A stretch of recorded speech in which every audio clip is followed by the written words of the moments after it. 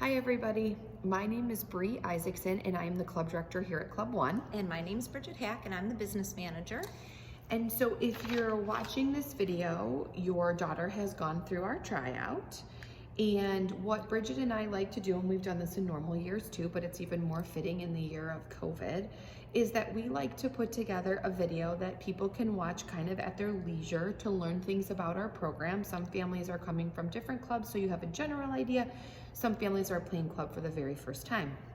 So we put together some general information that hopefully is helpful for you to make an informed decision for your family. And then this year we have new things on the docket to talk about that we've never actually had to talk about before. So both of us have notes. I promise Bridget I won't tell any stories.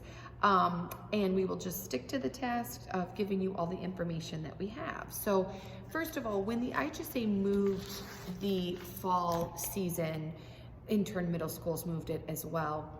USA Volleyball kind of stepped in and adjusted the club schedule. Normally for high school athletes, you wouldn't start club until like November when the high school season ended. And even for middle school, it doesn't, they go kind of into, I don't know, maybe October before their season's over, and then we start. So this year we're going to be starting much sooner.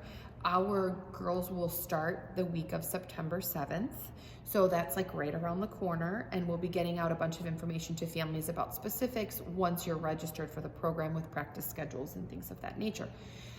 But right now for our youth teams, they would start in September and they're going to run all the way through May. So that's a little bit longer season than what we normally have. The end date is the same, but we typically, like I said, don't start till November.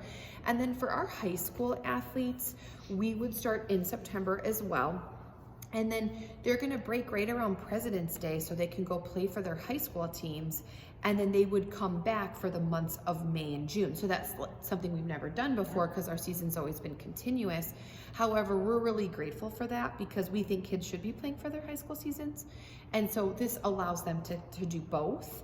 And for years, the boys' season was broken up and no one ever thought anything. So I don't think there's anything bad with it. It's just something that we're doing a little bit different. And we're excited to be able to still have a club season and still provide or allow our athletes to be provided a high school season and a middle school season if that happens this season as well. Bridget will discuss finances with you at the end of the video, but at this time, there are no tournaments included in anything that we're collecting or doing. So what that basically means is in past years, you would get a tournament schedule, there'd be fees associated with various tournaments, and we'd have some travel events. So as it stands right now, per the guidelines provided to us as volleyball being a medium risk sport, we can only do interleague competition. So that means we can only play with other teams in our club. Great news, we've got several teams in each age division, so we can play against other teams and we can do that in practices. And our hope is that as the season continues, we will be able to add tournaments to our schedule. Please know those would be an additional fee. They're not crazy fees. They would be divided amongst a team. We typically play in a normal year 2 times a month. But we'll take what we can get and we'll see what this season provides, and we'll be able to share with our families like, hey, these are the tournaments we're looking to add. This is the cost. We'll give our families ample time to be able to do it, and we'll communicate very early on as we start to see that we'll be able to do it. So additionally, if you've played club before, or if you're just watching this video and you've played for us, or if you're brand new, typically you have a USAV membership and or an AAU membership. Those are required to play in the tournaments that we play in. They're not a fee for us, but they're a fee for our players to be eligible. And at this point, because we're uncertain of what tournaments we'll be able to play in, we are not having our families renew or register for either membership. So I can tell you from a cost standpoint, USAV membership is a $55 year membership. and AAU is a $14. And I'm sure people say, well, why don't we just play in AAU tournaments? It's only $14. And we do, but there are more USAV tournaments, and we want to make sure that the tournaments that are on the schedule for our athletes best suit them. So we would sit down once we were given the green light to play in tournaments and email our families based on team and let them know which one or if they needed both to be able to play. So just as a heads up, you don't need to do anything with that right now, but that is a possibility. People have asked what the tournament schedule looks like. You know, to tell you we have a great idea right now, we don't, because I mean, we didn't really think we'd be here right now. So, Right, true. But typically we play in a league like Windy City Power League or CVL, Chicago Volleyball League. And so that takes up a good portion of your schedule. We do a little bit of travel, and our youth does one travel trip, either to Indy, St. Louis, that area, or Michigan. Again, we don't know that these will happen this year, but I'm just trying to give especially a brand new family an idea of what your schedule would look like. So you would play locally. We play in Crystal Lake. We play in Palos Heights. We play at Energy, which is in Niles. We play in Chicago. We play around, I would say it's no more than an hour in any one direction, and sometimes less. So that's a good thing, just so you kind of can plan for that. And then in terms of travel, you know, if all of a sudden we were able to do that, we would start communicating with our families, because we realize that you guys need time to plan as well. So when people ask us, what are we doing with tournament play? Nothing until we're given the green light. And then we would try to make our tournament schedule look somewhat like it's looked in the past, while being respectful of schedules of families and costs. And what I can tell you too is no volleyball club anywhere can play or do anything different than what we're doing right now. So we are all in the same boat. We are all planning for what we can do now, what we might be able to do in the future, and then we'll kind of go from there. So the good news is, if we're able to play in tournaments, that means we're moving in the right direction. So we're excited for that. If we aren't, then we feel very fortunate that we're able to train and compete, even play against each other in practices, and kind of go from there. So this year our tryouts are a little bit different.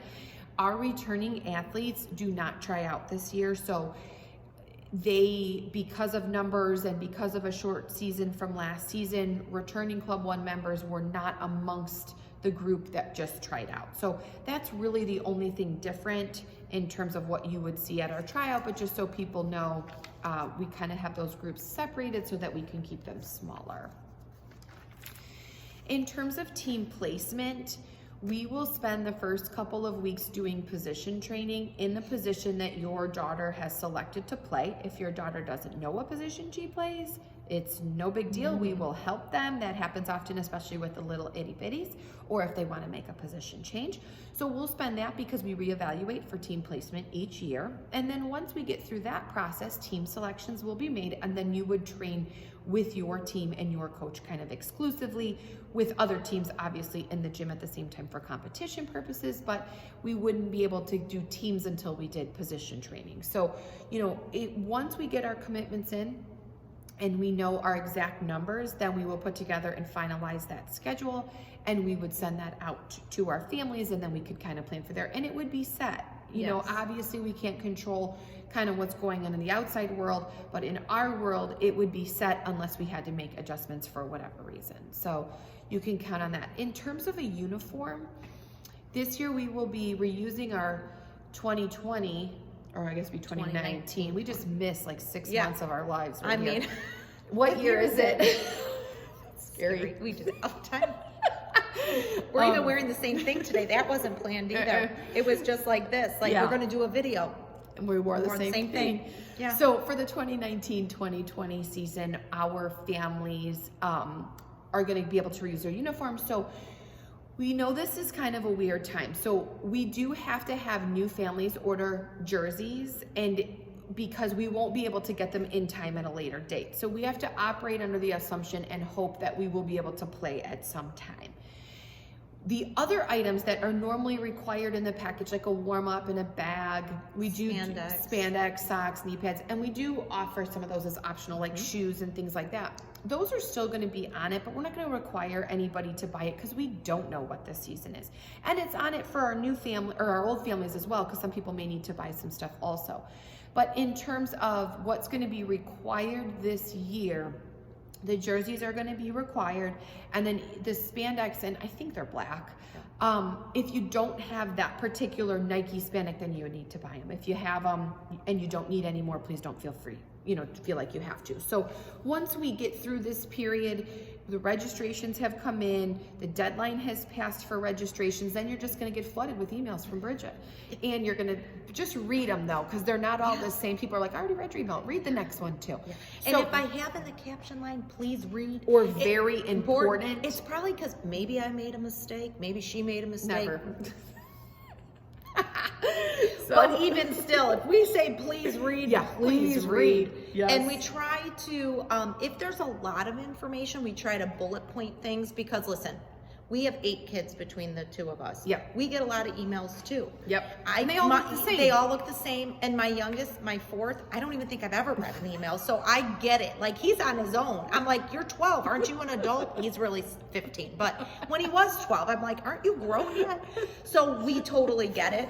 But if there's something we really need you to read, I'll put please read. Yeah. So yeah, those and are always important. Yeah. It's but if always it says important. like reminder, you know, you can delete it if you want after you skimmed it. But like we do put that stuff out, so you'll start to get information about the tournament schedule if you're missing any information, or not tournament schedule, practice schedule if you're missing any information, anything that would kind of come up, so that you know, because Bridget and I, bottom line, we love to communicate, and if you're ever going to fault us for over communicating, we're going to be okay with that. Yeah, we'll take it. Just read it, and then certainly if you have questions, you know, you can go from there. So in terms of COVID, which is a new, not so great, which is a new thing for us that we have really obviously never dealt with before. We did return our club season teams from this past season in the summer. We returned some of our boys teams, and we did run summer camps and a boys summer program. So we do not pretend to be experts, but we do have a good feel going into this on what our steps will be, and we'd like to share those with you so that you have them. Also, these guidelines are always changing. That's the one thing we've learned too. So if it changes, then we will adapt. So if there's a change on our end, just know it was because somebody changed it for us, and we'll keep kind of evolving until this isn't a thing for us anymore.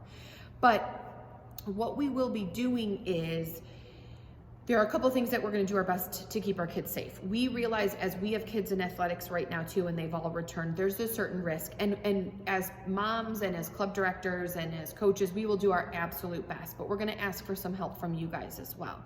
These are the things that we have put in place. So when athletes come to the gym for practice, they will scan a QR code with their phone. And many of them who've been in the summer programs or came to any of the free clinics we ran, they did it. You hover your phone over it. It's a self-assessment. We also do a temperature check. Anybody with a temperature 100 or over, we're going to send home that day. We're just going to try to keep it as safe as we can. Additionally, for parents, and I know this goes against all the rules that we've ever had, if your kid is just not feeling right, like it's a cold, because I know that we're in the moment of COVID, but we do recognize that there are actually other illnesses that exist. And so if your child has a cold, let's just take that extra precaution and keep them home, right? Until this passes us. Or, you know, my family has allergies. I mean, that's a doozy to be going on. So if there's something going on and it's just a little different than how they normally feel, we're asking you to help us out, keep them home. There's no penalty for doing that. And then when it passes, send them back, because we want to just try to control this as best that we can. So we'll do the QR code when they come in. They put in their temperature. It's going to ask them a list of questions: how they're feeling, sore throat, and there's like a series of them that are associated with COVID. And the last one is if you've been around or cared for anybody who has COVID. And certainly if that's the case, even if your child isn't showing any symptoms, keep them home the right amount of time, just so that in the off chance that they have it, we're not, you know, spreading it amongst the clubs. So those are the things that you'll do. We will also have sanitized volleyballs. We do that immediately upon it. We clean the floors, we wipe down the equipment, we do the best we can, we go into the bathrooms. So anything that we can do to kind of ensure the safety is where we're at. Additionally, Governor Pritzker puts out guidelines to play, and they're ever changing as well. I can tell you this summer, the guidelines were that athletes did not have to wear a mask in practice. We as coaches chose to. So we had them on, and we will continue to. Our staff will remain in masks until this is no longer a thing. But now Governor Pritzker has changed the guidelines, and someone inside a gym in our sport must be wearing one. So if that changes, we will give the options back to the families and you decide what's best for you. However, right now, the way it states, it's not an optional choice. And so right now in the gym, athletes will wear masks. What I can tell you is that I just went through, I'm a high school coach, I just went through a high school summer season. We wore them. And it wasn't like the best, but kids learned, and it might be something that they have to do in the future if we are fortunate enough to play. So I'm just thinking this is something we may be doing for a little bit longer, but like I said, it's not our rule, it's the governor's rule right now. Our rule is to keep everybody safe. Yes. So if it changes, you would get an email from us. We would say, hey, it is optional and you do what's best for your family, but just know as a staff, we will have them on. So that's kind of how we will kind of manage it. We will send you a list of guidelines and procedures that were sent out to our families this summer so that you kind of have them in place. The social distancing is the biggest thing that we ask you to remind everybody, even just like a little casual. I know they carpool here, I know. And then they get here and we're like, stand apart, and they're looking at us like we have 7 heads. The other thing is masks are required in practice, but they're certainly required entering and leaving. When your child gets out of the car, please make sure it's on, just because then they're waiting for us to check them in and it's not on, and then people can get upset with that. So, and then when they leave, we just ask them to keep them on until they get to the car. So that's kind of the deal with that. So the question is, what happens if a player tests positive for COVID? This is a possibility, right? And so if a player tests positive for COVID, we would certainly hope that the family would tell us. Please know that kids talk, and if somebody has something and they haven't shared it with us, I can't send you an email on information I don't have. But if someone tests positive for COVID and we are notified, then that particular team would need to be shut down to ensure the safety for anywhere between 10 and 14 days. There's conflicting info. The old rule was 14.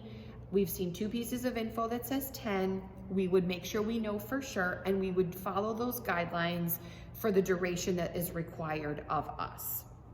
The person who tested positive would need to have a negative test to return. So, we would make sure that we work with that family. And then a team that was directly affected would be communicated to. So the guidelines are less than 6 feet apart, 15 minutes. It's crazy because we don't even know how to manage all of that. So what we would say is we're going to continue to remind them to social distance. We're going to have masks on. We're going to keep teams separate, except, obviously we'll get to a point when we compete, but we're going to do all those things. If a group was affected, we would communicate with that group specifically. So just so you have a heads up on, hey, what would happen if this happened? I can tell you with my kids and other athletics, it has not happened to my daughter's team in soccer, but it has happened to some teams. And so that is the procedures that they have taken, and then those teams have returned, and I think good communication ahead of time helps that. So never in a million years did I think we'd be talking about something like this, but we are. So anyways, and then a new waiver is required per Governor Pritzker August 15th. However, that would be in your registration. So that's kind of where we're at for right now. I mean, we've done these videos for 12 years and they've been much different. And I feel like we're providing less, but one thing that we've decided is we can only communicate to you on what we know we can do right now. And then when things change, we like to give you a little heads up. This is a possibility. So you may need to get a USAV membership, or we might add tournaments, which we are hopeful for. Yes. So Bridget said this in a different video, but I thought it was well said. We don't talk if, we just talk when here, because that helps us and it helps the kids. Yeah. I was gonna do this, but yeah. I didn't want you to think that we didn't like each other, because we love each other. Yes. But when we play tournaments this season, not if. Yeah. That's our much. Absolutely. So that's kind of the deal with us. That's a rundown of what you can kind of expect. So what I'm gonna do is hand it over to Bridget. She's gonna talk financials for you, and so you can kind of get an idea with that, and then we'll go from there. Yeah. Mine is quick, to the point. You did really well, though. There was only like a half of a story. Sometimes there's more than a half of a story, but this was very, very well done. Thank you. What we are doing, because we are unsure with tournaments, we will be charging a monthly training fee. So the girls will be in the gym on their practice times monthly. And so what we'll be doing is charging a monthly training fee. As Bree mentioned, the tournament fees aren't in there. That will be when we are able to play. Yes. And we will, I have an invoicing system once you know your fees that we would invoice. But we don't at any point want to start charging for something that we aren't sure of. So that will be at a later date. As we all know, that national shutdown took place, and a lot of people say, well, what happens if it does again? Yep. If a national shutdown were to happen again and we had to go back into quarantine or something like that, you would not be responsible for the months of training that were missed, or half a month, or whatever it was that we were out on quarantine. Now, with that said, when we use Sport Engine as our system for registration, when you set up an account in Sport Engine, you cannot stop and start payments in a payment plan. So because you'll be charged monthly, if a shutdown were to happen and your payment were to be processed, it would immediately be refunded for that time that was missed. So the way the payments will work is, upon registration, there'll be a $215 deposit. It's a non-refundable deposit to hold your spot and to get you registered. After that point, on the 16th of every month, for our youth programs, you will be charged on the 16th of the month from September until May. Our 12U program is $135 a month. Our 13s and 14s are $175 a month. Now, 15s through 17s will be charged $225 a month through April. Now, as Bree mentioned, they stop in February and March for the high school is Yep. a little bit of April too, and then they come back. So even while you are not in the gym with us and you're doing high school, those payments will still run. But when they come back in May and June, there is no payments because you've already made the payments. Again, you can't start. I'm not sure if Bree mentioned this, but if she did, I apologize. I'm going to re-mention it. Our 18s will stop at the President's Day break. They don't come back after high school season is over. So the 18s last payment would be that February 16th payment, because they're done then once they move on to high school. So it's a little bit different for the youth to the high school to the 18s, but just know that the payments run simultaneously till your end date, and that is the fees that would be charged. So with fees, I want to also mention that when you go to do the registration, there will be a one-time processing fee, which is a Sport Engine fee. And that fee will run between $40 to $60 depending on which program you're in, because it's based on the account total. And instead of breaking it up over the monthly installments and charging a processing fee each month, they take all of the fees at front, but you will never pay a processing fee again. Yeah. So it's the way they do it. We don't have an option of how they do it. We didn't even know. We didn't know that they did it that way, we but figured it out. we figured it out, and we want to make sure that we are always communicating that information to you. So in the beginning, it is the $215 deposit, the processing fees, and then your monthly installments will start on September 16th. Once you register, you do not have to worry about going in and paying your monthly payment. It automatically runs on those dates. So that is how the installments and the payments are going to work. What we do next is you register for the program. So you've gotten the email. My first step was to watch these videos, which you're doing right now. Second step is to actually register for the program. So what we're asking is that you register by noon on September 2nd, and that would be the deadline to register to hold your spot.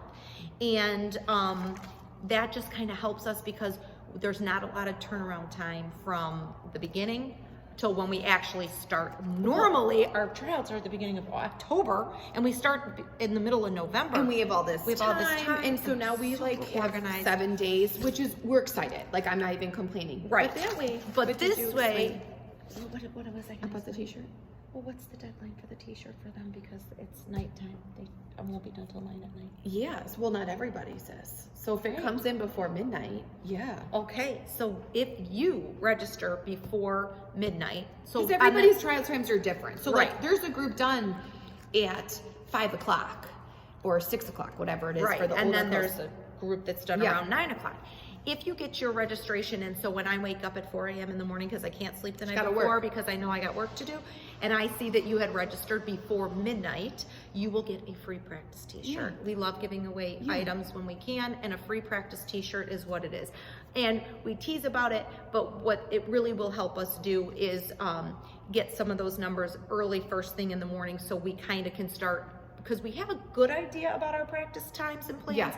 but we know 8 kids, we want to have the information, we got to get it on the calendar.